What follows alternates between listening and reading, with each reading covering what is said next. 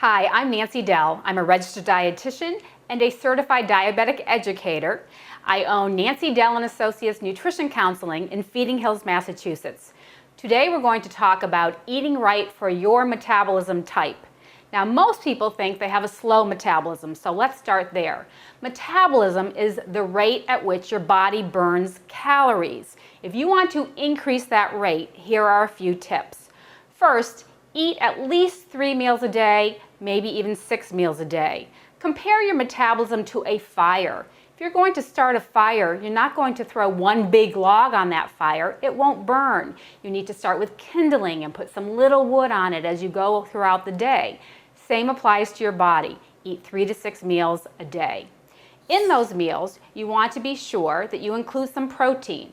At breakfast, we often miss protein. So here are some breakfast proteins. It could be eggs. If you don't want the yolks, you could use just an egg white product.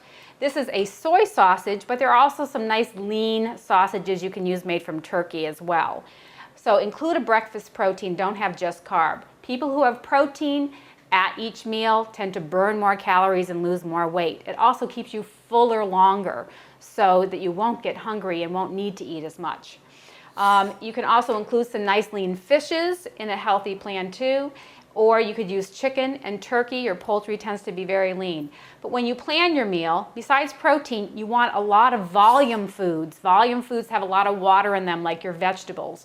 So at breakfast, you might throw onions, peppers, mushrooms into those eggs, but at lunch and dinner, they can be salads or cooked vegetables. Again, many people only get their vegetables at dinner, but you want to make sure you include them at lunch and at breakfast.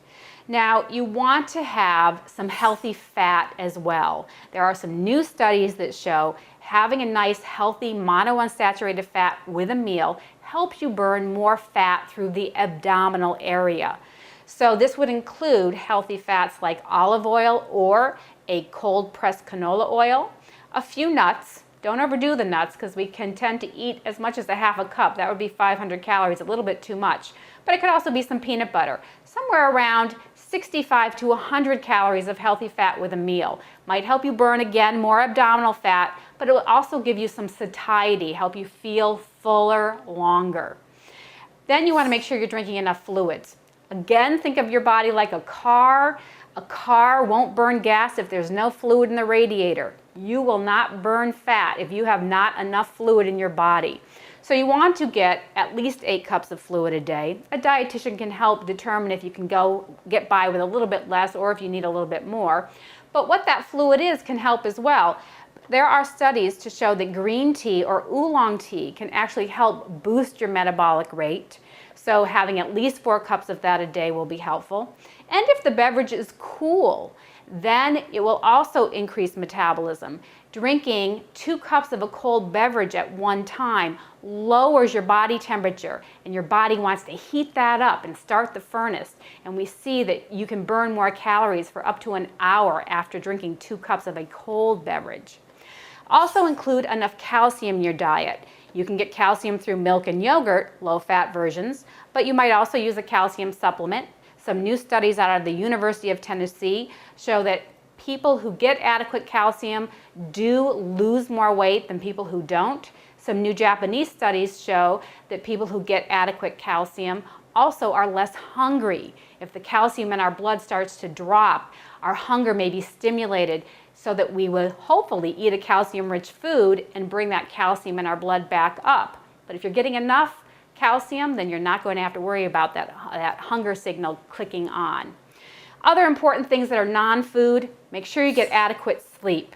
We make leptin when we sleep. Leptin is our fat-burning hormone. If we get less than 7 hours of sleep, we make 80% less leptin. So be sure you get adequate sleep. You also want to maintain your muscle mass as you get older, so do some strength training with some weights.